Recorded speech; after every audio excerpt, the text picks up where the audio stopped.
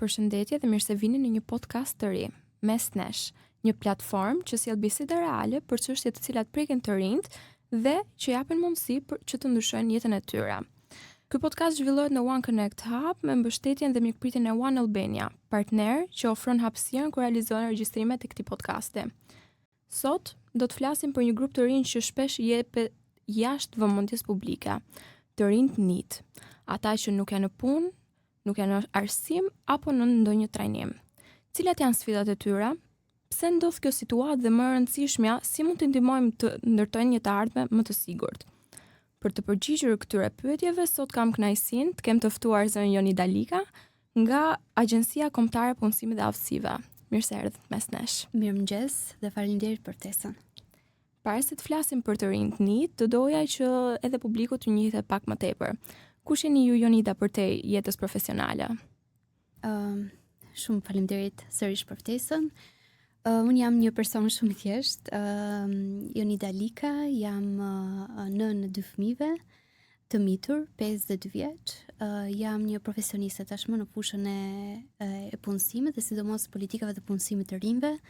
Ish studente e Fakultetit të Shkencave Sociale dhe një le të themi ndërmjetare për një Shqipëri pak më të mirë.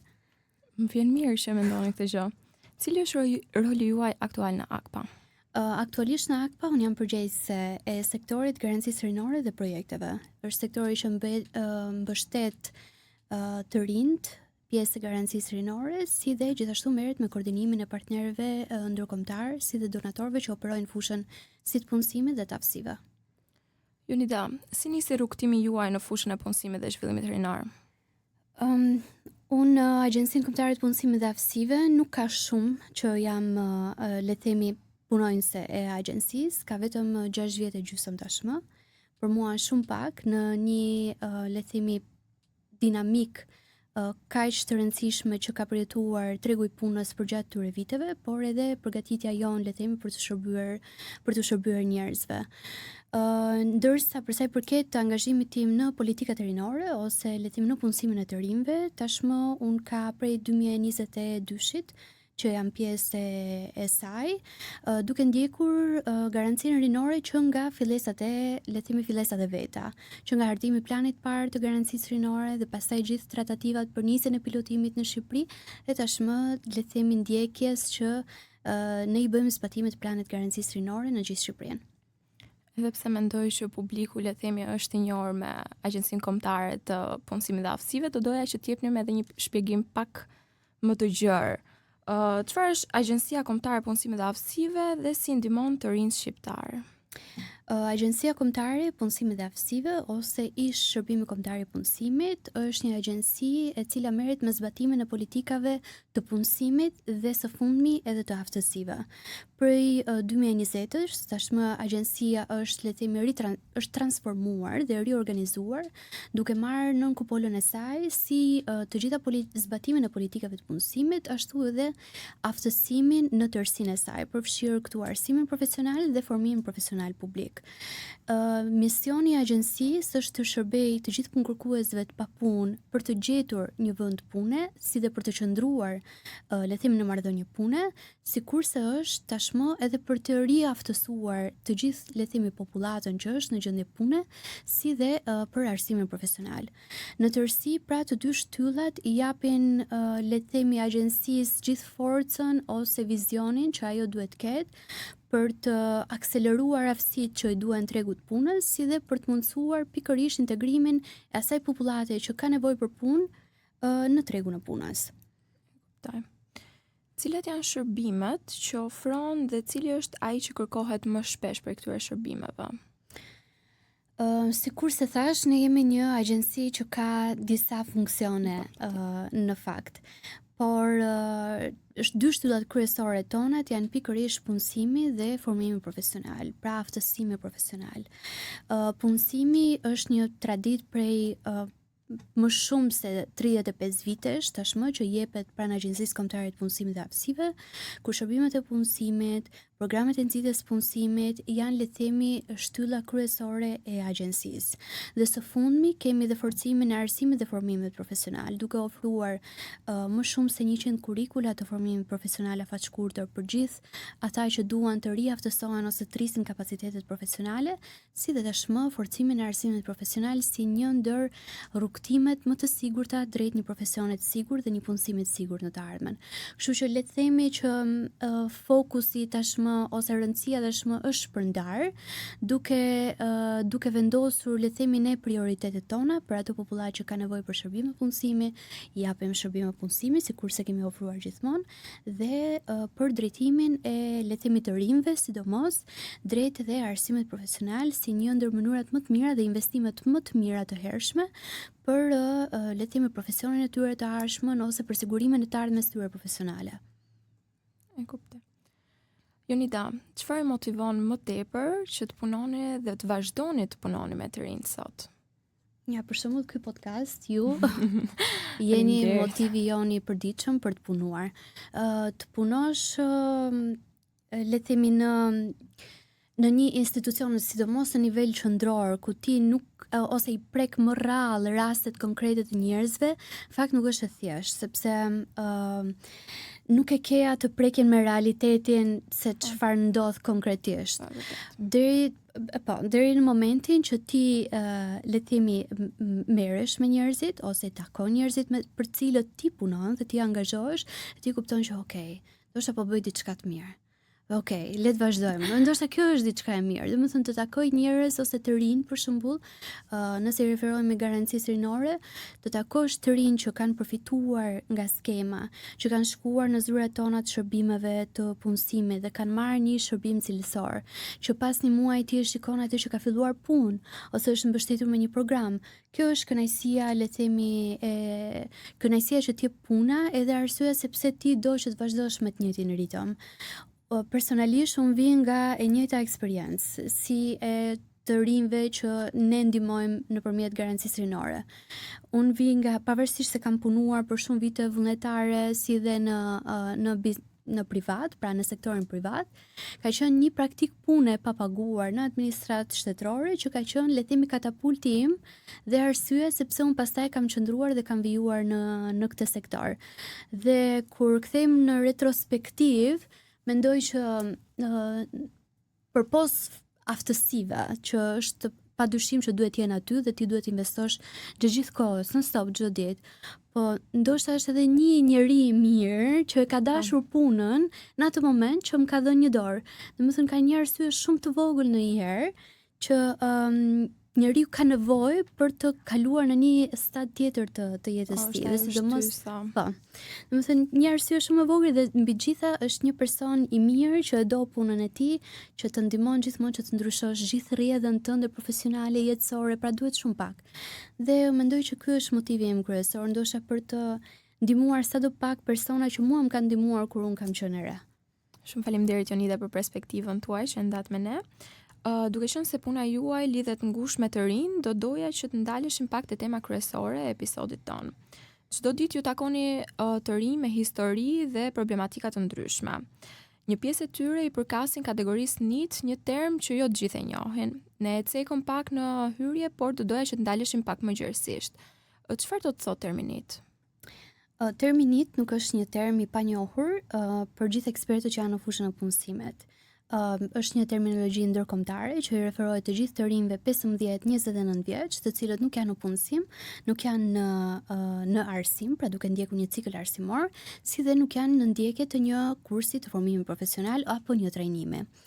Terminologjia NEET vë theksin pikërisht tek ajo popullat e të rinjve 15-29 që është inaktive, le të themi dhe që është ndoshta dhe e padukshme për shoqërinë.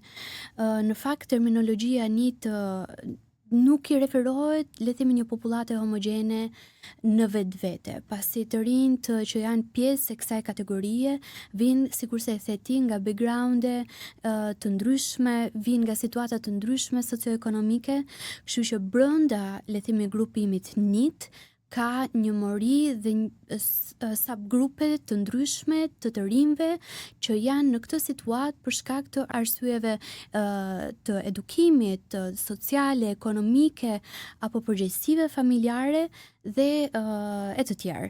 Sikurse kemi edhe të rinj që janë pjesë të kësaj kategorie, le të themi që janë në tranzicion, pra janë në kalim nga një gjendje në një tjetër. Për shembull janë në kërkim të një pune, megjithatë nuk e kanë gjetur ende veten, ose kalojnë nga një cikël arsimor në një cikël tjetër arsimor. Ndaj edhe le të themi popullata NEET nuk është një popullatë homogjene, por duhet parë të obzuar sipas arsyeve të cilët e çojnë këtë të ri të jetë në këtë situatë. Sa i përhapur është ky fenomen tek të rinjt shqiptar? Tek të rinjt shqiptar kemi një përqindje tashmë nga të dhënat e fundit të Instat, 22.2% e të rinjve 15-29 janë në situatën NEET. Pra le të themi janë në këtë situatë që nuk janë në edukim, nuk janë duke ndjekur një trajnim apo nuk janë në marrëdhënie pune.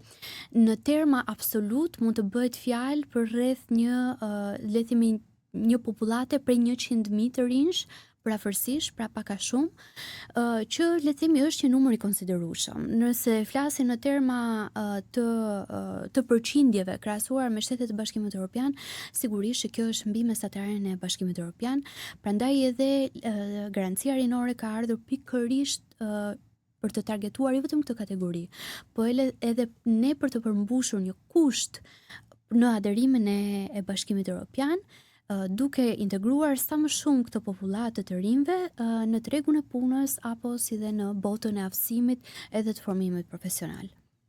E kuptoj. Si mendoni ju, cilat janë arsyet pse të rinjt sot përfshihen në këtë kategori? Ose na mund të ketë ndonjë arsye specifike? Nuk do shkoj me mendimin tim, do flas me të dhënat që gjithashtu Instat ka publikuar, që janë të dhënat të qëndësishme dhe ato le të themi duhet të referohemi kur flasim për arsyet sepse të rinjt janë në situatën NEET. Flasim për një kategori ku më shumë se 50% të rinjve janë inaktiv. Pra le të themi nga popullata NEET totale, më shumë se 50% e tyre janë totalisht inaktiv në tregun e punës për disa arsye specifike, ku e para kryeson përgjegjësitë familjare. Pra përgjegjësitë familjare për të rinj që janë 15-29 në këtë kategori janë arsyeja kyçe sepse ato janë inaktiv në tregun e punës. Dhe kjo bëhet akoma më evidente kur ne flasim për vajza. Për vajza 15-29, sidomos 25 plus, dhe po t'i vendoset edhe niveli edukimit bëhet absolute që kalojnë në këtë kategori, janë le të themi inaktive për shkak të angazhimeve familjare. Sikurse edhe kemi arsye të tjera, pra arsye të pa aftësive fizike le të themi ose të aftësive të ndryshme fizike. Kemi një target gjithashtu brenda kësaj popullate që është totalisht inaktive. Pra thjesht nuk merr pjesë në jetën sociale, profesionale në Shqipëri, si dhe kemi fatmirësisht një ulje të le të themi të përqindjes së të rinjve që janë të dekurajuar, një ulje drastike. Dhe kjo është një shenjë shumë e mirë për ne, sidomos për Shqipërinë, sepse ne tashmë kemi të rinj që minimalisht janë të motivuar për të dalë nga kjo gjendje. Pra nëse ne bëhet fjalë para disa vitesh kishim një popullatë prej rreth 15% të rinjve që janë të dekurajuar, aktualisht është 2%. Pra ka një rënje drastike të kësaj popullate që është një shpresë le të themi për gjithë ne, që të rinjt realisht janë në kërkim të një pune, janë në kërkim të një angazhimi profesional. Po sikurse thash, pastaj pjesa tjetër 49% e gjithë popullatës së të rinjve NEET janë në gjendje tranzicioni. Pra janë ose në kërkim të një pune, mund të fillojnë diçka e lënë, fillojnë diçka tjetër, pra janë në kërkim të profesionit që duan të bëjnë, ose janë në le të themi që kalojnë nga një cikël arsimor në një cikël tjetër. Pra janë në fazë tranzitore, nuk janë inaktiv, janë aktiv, por le të themi gjenden në këtë vorbullën e të nisurit një gjë, pastaj e lën, pastaj duan diçka tjetër etj. Për nëse flas pastaj sipas perspektivës së punës që ne kemi ndjekur, ne kemi patur një rritje të ndjeshme të regjistrimit të rinjve që kanë pas një nivel të lartë edukimi NEET. pra të rinj që sapo janë diplomuar, që kanë mbaruar që nga arsime profesional, bachelor, ciklin master i shkencave madje që janë regjistruar. Dhe për herë le themi të parë, ne po gjendemi përballë një situate që të rinjt me një nivel edukimi shumë të lartë po vinë dhe po kërkojnë ndihmën e zyrave të punës për të gjetur punë. Përpos që kjo është një privilegj për ne, sigurisht që kjo vjen edhe me sfidat e veta, sepse të rinjt tashmë përkundrejt ndoshta brezit tim që mund negocionte me punën, tashmë të rinjt vinë me pritshmëri shumë të larta dhe të panegociueshme shpeshherë. Kështu që dhe ne gjendemi në sfidën për të gjetur vende të lira pune cilësore për ta dhe në përputhje me aftësitë që ato kanë. Atëherë ju thatë që janë në periudhën e tranzicionit patjetër, pasi domethënë nuk janë inaktiv, por janë aktiv, pjesërisht mund të themi. Po besoj se patjetër që duhet të ketë edhe një pjesë inaktiv. Po mendoni se kjo lidhet më tepër me mungesën e mundësive apo me mungesën e informacionit? Unë kam përshtypjen që ndoshta nuk doja lë patjetër mungesës së mundësive jo, sepse gjendemi tashmë në një treg ku ka më shumë ofertë. Kështu që ndeshemi dhe jemi në një pikë ku tregu gëlon nga mundësitë për punësim, nga mundësitë për praktika, nga mundësitë për inovacion, nga shanset, nga më të ndryshme që mund të përfitojë çdo njeri. Dhe kjo është një aspekt shumë pozitiv i situatës së tregut punës. Ndoshta nuk do ta lija te informacioni i të rinjve, patjetër që informacioni duhet shpërndar më shumë. Ne duhet shkojmë të rinj në mënyra që ato duan që ne të komunikojmë me ta, sikurse po ndodh nëpërmjet jush. Dhe forma të tjera nga më inovative, por unë mendoj që ka një lloj stepje për të kërkuar ndihmë, sidomos në institucione shtetërore, nga të rinjt, dhe kjo është evidente, sikurse ka një le të themi angazhim personal të rinjve midis tyre për të qëndruar pak pezull në tregun e punës, të pa sistemuar le të themi në një vend pune apo në një pozicion pune. Kështu që le të themi që nuk është patjetër nuk është njëra që nuk ka mundësi, po edhe në arsyen tjetër ka le të themi arsye nga më të ndryshme mikro arsye që ndoshta i përgjigjen target grupeve të ndryshme të rinjve. Këtu nuk dua të harroj gjithashtu edhe të rinj që ndodhen në zona rurale. Patjetër që ato janë një kategori shumë e rëndësishme për cilën ne duhet mbajmë qaste të dedikuar. Jo gjithë të rinjt dhe realiteti i Tiranës nuk është realiteti përfaqësues i gjithë Shqipërisë. Kjo duhet thënë. Kështu që edhe angazhimi për të shkuar tek të rinj ku ata ndodhen dhe në formën si ata e duan komunikimin dhe për të çuar shërbimet ku ata kanë nevojë, kjo është një sfidë më vete. Kështu që le të themi janë mikse dhe janë arsye nga më të ndryshmet që le të themi të rinjt janë inaktiv dhe sigurisht që ne kemi detyrim që të merremi dhe të angazhohemi për zgjidhjen e secilit prej tyre.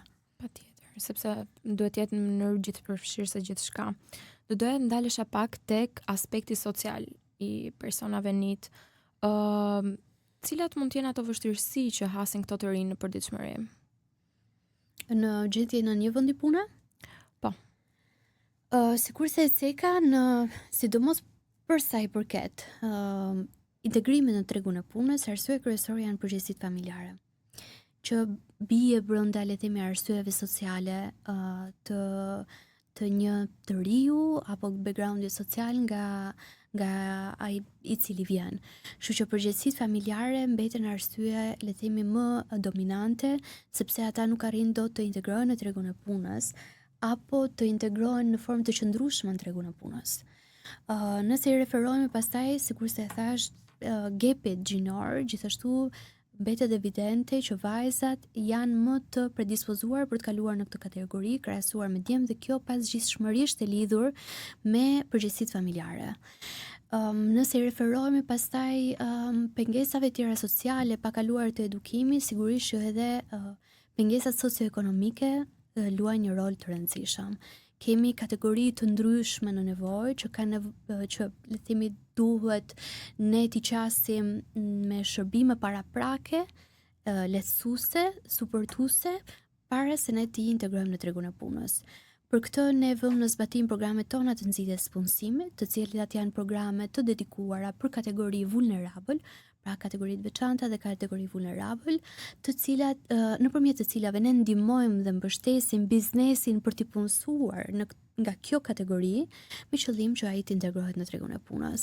Dhe nëpërmjet këtyre programeve ne japim gjithashtu edhe bonuse të ndryshme, si bonuse për kujdesjen e fëmijëve apo për kujdesjen e të moshuarve, bonus transporti, bonus për personat me aftësi të kufizuar që biznesi të mund të akomodojë personin me aftësi të kufizuar dhe të bëjë përshtatjen e arsyeshme të vendit punës, sikurse bonuse të tjera, mentorimi, suportimi. Pra, përpiqemi t'i akomodojmë në këtë formë nëpërmjet politikave aktive që ka dhe zbaton Agjencia Kombëtare e Punësimit. Por ka raste pastaj që janë ekstremisht të vështira, që pengesat sociale i mbivendosen pengesave ekonomike, i mbivendosen pengesave, le themi, rajonale, kështu që ne trajtojmë raste nga më të ndryshmet, sikurse janë rastet në realitetin tonë, se kjo duhet thënë, ky është realiteti jonë. Por me idenë dhe qëllimin që ne të mund të adresojmë sa më shumë mundemi përmes politikave tona. Një gjë është për të theksuar në këtë kuadër është që të gjitha programet që ne kemi tashmë në dispozicion për këto kategori të vështira janë ripar, janë rishikuar, janë zgjeruar le të themi bloku i bonuseve që i japim, është zgjeruar mbështetja që ne japim ndaj punëdhënësit për ta integruar këtë kategori në tregun e punës, sikurse janë ripar gjitha llojet e shërbimeve që ne japim në zyrat e punës.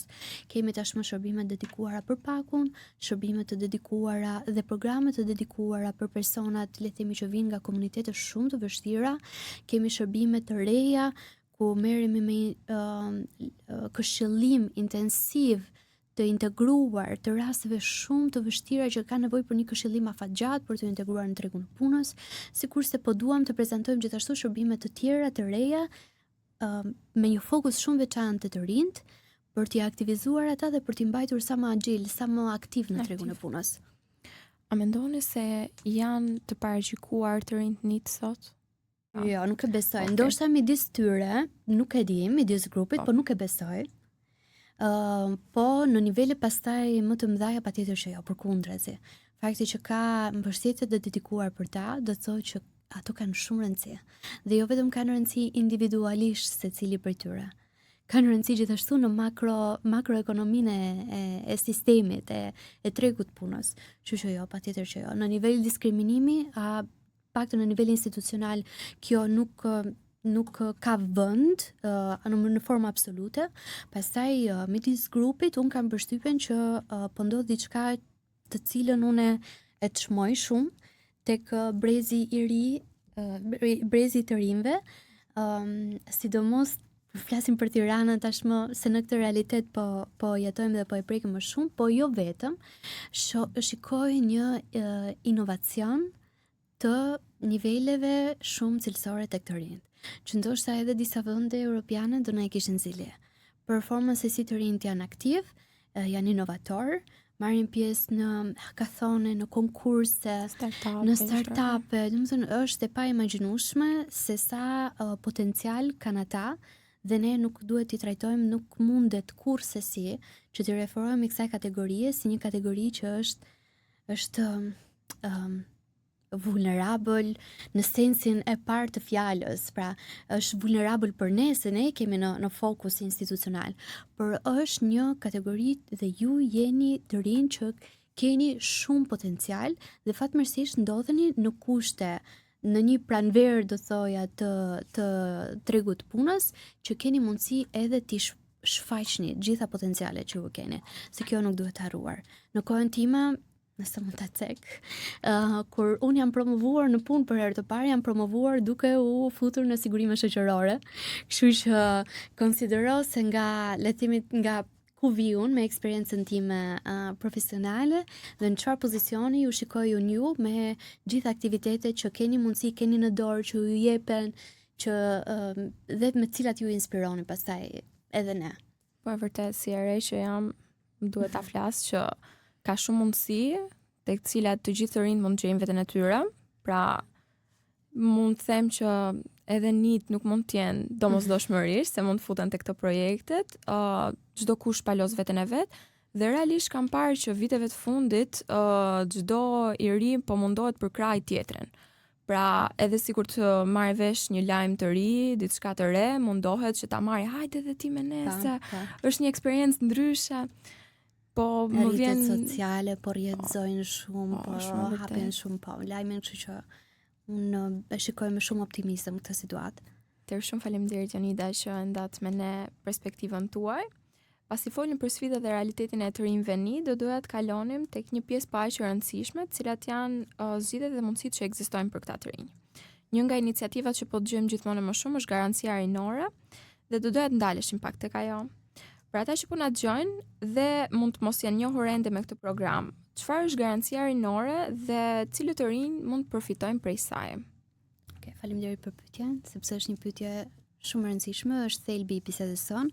Garancia rinore është një buqet politikash dhe shërbimesh për t'i ardhur në ndihmë të rinjve NEET 15-29 që nuk janë në arsim, në edukim, në trajnim apo në punësim, me qëllim për të integruar ata në formë të qëndrueshme në tregun e punës, si dhe le të themi në botën e zhvillimit të aftësive profesionale.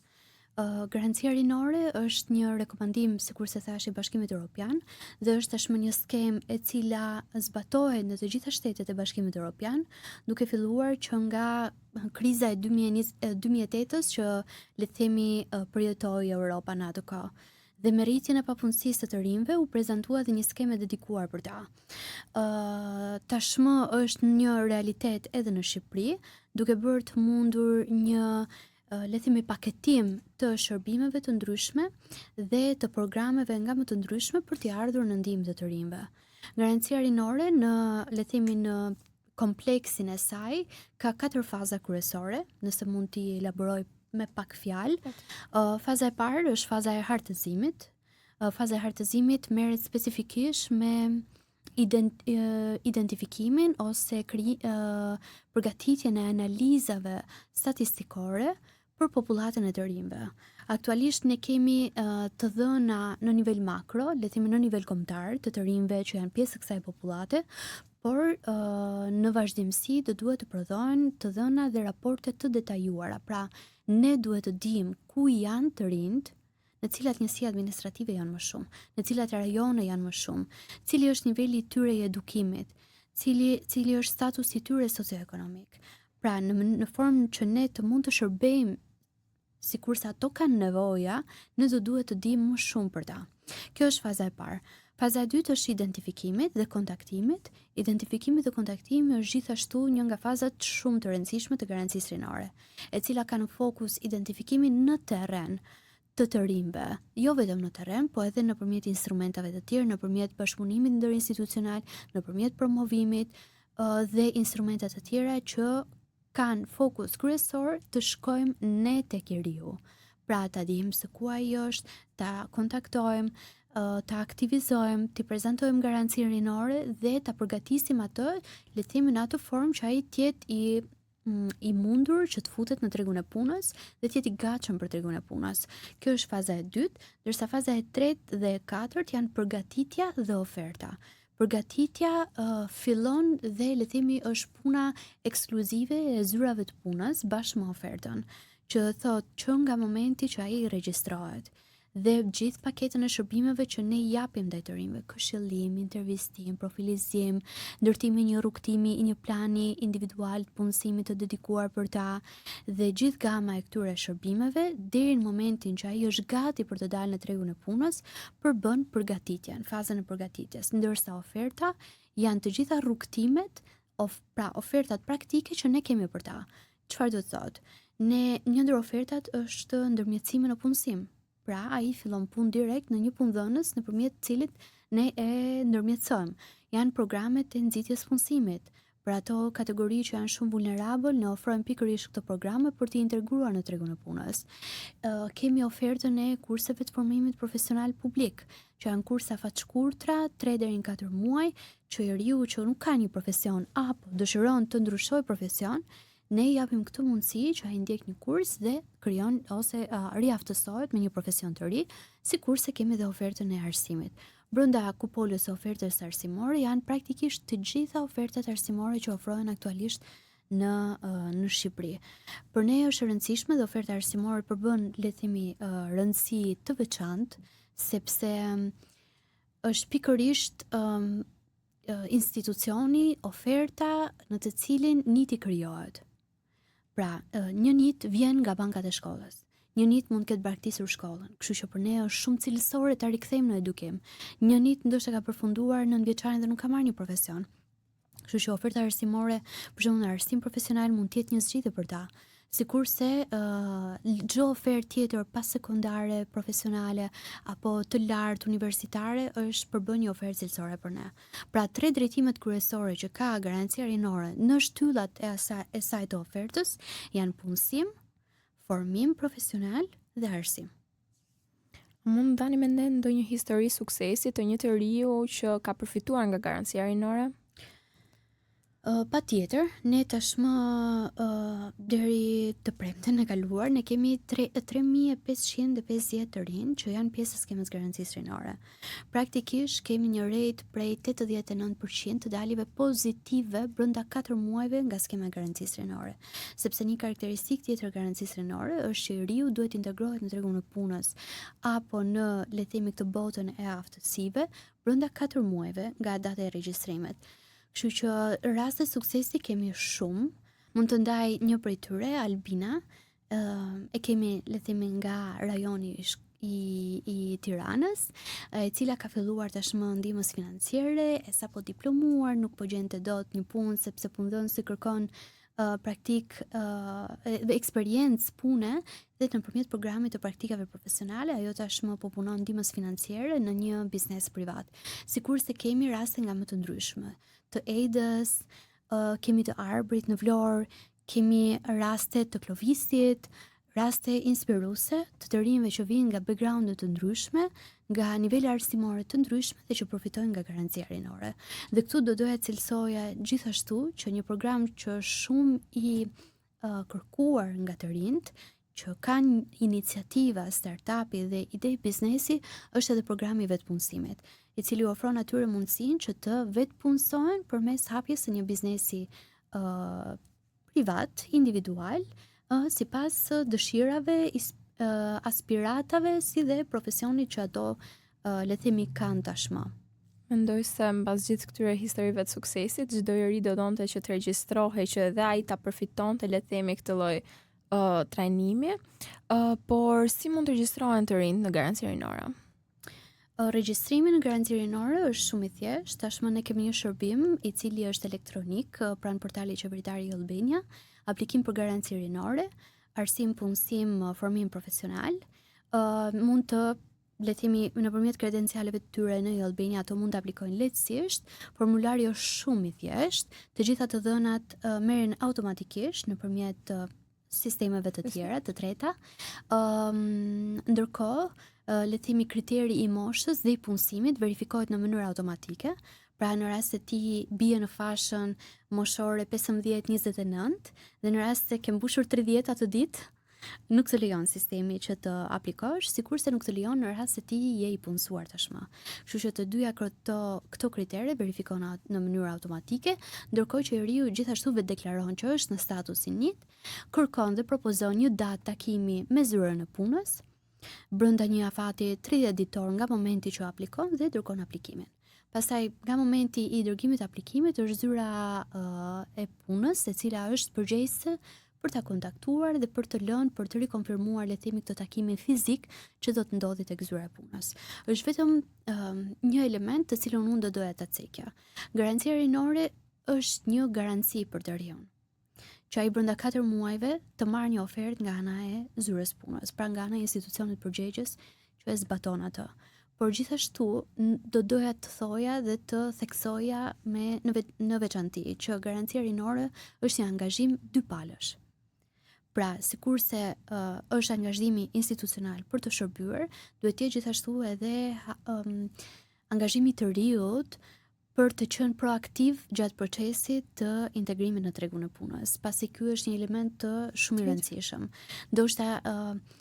Ndoshta i riu nuk është gati për të filluar një punë dhe ka nevojë për aftësi të buta dhe duhet jetë i hapur për të marrë këto kurse të shkurtra të aftësive ndoshta digjitale, të aftësive për punësim, për të vetë motivuar, për të kuptuar si të paraqitet tek një vend pune, për të bërë një CV, për të marrë disa informacione bazike të përdorimit të kompjuterit, përpara se të ai të punësohet apo të dërgohet në një ofertë tjetër, le të themi që është në kuadër garancisë rinore. Pra doja të theksoja që është një angazhim institucional, është një detyrim për ne që të shërben, por gjithashtu është një proces i cili nuk bëhet në formë të njëkashme. Pra duhet ketë gjithashtu edhe njeriu për aktivitetin dhe të jetë i hapur për këshillat që ne i japim. Cilat janë sfidat më të mëdha gjatë zbatimit të këtij programi? Kemi patur sfida të ndryshme, sfida që lidhen me përgatitjen institucionale për zbatimin e garancisë rinore, sepse nuk është një skemë shumë e thjeshtë për të zbatuar, ndonse ne kemi të plot paketën e shërbimeve dhe të programeve që ne japim. Po zbatimi i garancisë rinore është një kuadër tashmë i vendosur dhe i standardizuar nga Bashkimi Evropian, që do thotë ne duhet ta bëjmë sipas një standardi që vjen nga Bashkimi Evropian. Dhe vetë përthithja e gjithë strukturës se si duhet zbatohet garancia rinore ka marrë kohën e vet, burimet e veta njerëzore dhe gjithashtu të tjera për të trajnuar, për të zhvilluar, për të ndërtuar një sistem monitorues, pra ka qenë një rrugtim i tërë, sidomos faza pilot ku ne kemi mësuar duke punuar. Thënë kjo, pastaj i shtojnë edhe sfidat e vetë të rinjve që ne presim. Pra, ka sfida nga më të ndryshmet. Të rinj që ndodhen në zona rurale mbetet një sfidë për ne. Në formën se si ne duhet të angazhohemi për të shërbyer atyre dhe për siguruar atyre një ofertë cilësore pune, arsimi apo formimi. Sikurse ka dhe sfida që kanë sjell të rinj me edukim të lartë, me një nivel të lartë arsimor, që bashkë me ardhjen e tyre kanë ardhur edhe sfida të pritshmërive shumë të larta për cilësinë e shërbimit tonë, si dhe për cilësinë e vendeve të lira të punës apo të ofertave që ne kemi. Kështu që gjatë gjithë kohës ka qenë një fazë, sidomos faza pilot që u përmbyll në 2025, ka qenë një fazë ku ne kemi përjetuar pak nga shumë çka, si dhe kemi parë që zbatimi i garancisë rinore nuk mund të jetë i njëjtë kurrësi në gjithë Shqipërinë. Gjatë fazës pilot, për shembull, kemi pilotuar në Tiranë, në Shkodër dhe Vlorë. 3 rajone dhe ne thonim, ok, çfarë mund të shkojë keq? Ne tashmë standardet kemi, stafin e kemi, shërbimet e kemi të njëjta, sistemin e kemi, le ta bëjmë. Ama mësimet që kemi marrë nga Shkodra nuk i kemi marrë nga Vlora. Sigurisht se mësimet e Vlorës nuk kanë të ngjarë me eksperiencën e Tiranës. Pra secila eksperiencë dhe rajon ka qenë i ndryshëm nga tjetri, sepse janë disa faktorë që ndikojnë në zbatimin e garancisë rinore dhe nuk është vetëm në dorë të, le të themi, specialistit apo të këshilluesit për punësim që është në zyrën e punës. Është vetë tregu i punës rajonal që ndikon, janë të qoftë edhe kulturalisht, domethënë qasja kulturore ndikon. Në rast se ne shkojmë në Shkodër, nëse mund ta ndaj, se e dua shumë si rajon, nëse ne shkojmë në Shkodër, ato ka një kulturë jo vetëm rinore, në tërësi të popullatës që janë shumë proaktiv. Pra janë njerëz të cilët nuk i zë vendi, e duan diçka të mirën, e duan punën, e duan zhvillimin personal, e duan artin, e duan angazhimin publik, e duan. Në rast se vim Tiranë, patjetër që në Tiranë garancia rinore do të jetë sukses sepse është vetë kërkesa e tregut që e dikton këtë gjë. Dhe të eksperiencat të tilla janë të ndryshme në rajone të ndryshme. Kështu që këto kanë qenë të gjitha mësime që ne i kemi marrë me vete dhe ne tashmë ndoshta e dim se çfarë mund të presim në një rajon si Kuksi dhe çfarë mund të presim në një rajon si Durrësi. Pra e kemi tashmë këtë nuhatjen edhe të si mund të shkojë zbatimi i garancisë rinore dhe çfarë këshillash japim për në Dibër dhe çfarë këshillash mund të japim ne për në Gjirokastër. E kuptoj. Çfarë duhet të dinë të rinjt përpara se të aplikojnë? Të rinjt përpara se të aplikojnë duhet të dinë që kriteret bazike dhe praktikisht asgjë tjetër. Vetëm të jenë proaktiv, pra të duan ta bëjnë diçka për të cilën po aplikojnë. Në rast se ato aplikojnë, të paraqiten në zyrën e punës dhe të jenë të hapur për të marrë këshilla, për të marrë shërbime dhe për të marrë pastaj edhe një ofertë cilësore. Dhe të jenë proaktiv. Praktikisht në tryezë duhet të sillin vetëm urinë për të përfituar sa më shumë nga çdo mundësi që i jepet. Shumë faleminderit për gjithë këtë informacion të vlefshëm. Para se ta mbyllim këtë episod, do të doja të bëja pyetjen kryesore. Nëse sot po na dëgjon një njerëz i cili nuk është në shkollë, nuk është në punë dhe nuk po ndjek asnjë trajnim, cili do të ishte mesazhi juaj për të? Mesazhi im ndaj çdo të riut, pavarësisht rastit, po specifikisht në këtë që ndodhet në këtë situatë, pra në situatën një, do të thoja që të marrin çdo mundësi që i jepet. Pra të provojnë kudo, të mund të aplikojnë në çdo shërbim që është në dispozicion tyre, të mund të kërkojnë shumë, të lexojnë shumë, të vetëdijsojnë për mundësitë që kanë, për të drejtat që kanë dhe të mos ngurojnë, të mos e lënë për nesër. E nesër mja vjen kap ditën pasuese dhe ndonjëherë kurthi më i rrezikshëm që mund të bien të rinjt, jo vetëm, po sidomos të rinjt se janë pak më, le të themi, delikat për shkak të moshës së tyre dhe për shkak se duan zhvillimin, sidomos në kulturalisht, duam shumë shpejt, mos bien në kurthin e pasivitetit. Kurthi i pasivitetit ka një rrezik shumë të lartë që të lë në vend dhe të fut në një amulli, gjendje psikosociale nga më e rrezikshme.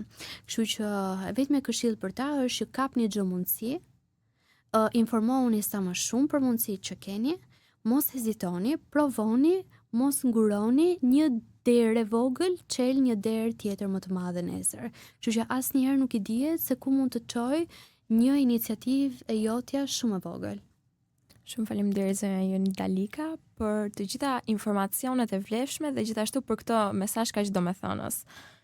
Gjatë këtij episodi folëm për sfidat të cilat përballen të rinjt NEET, por edhe për mundësitë që ekzistojnë për të mbështetur ata në rrugën drejt të ardhmes së tyre, drejt arsimit, drejt trajnimit dhe drejt punësimit, sepse çdo njeri meriton një shans për të ndërtuar të ardhmen e tij. Dhe shpesh mjafton informacioni i duhur, mbështetja e duhur dhe besimi që ai duhet të ketë brenda vetes. Faleminderit që ishit me ne në Mesnesh dhe faleminderit që na ndoqët. Unë jam Livia Çuadari dhe ky ishte Mesnesh, aty ku bisedat bëhen në mundësi. Dhe mos harroni, mbetet Mesnesh.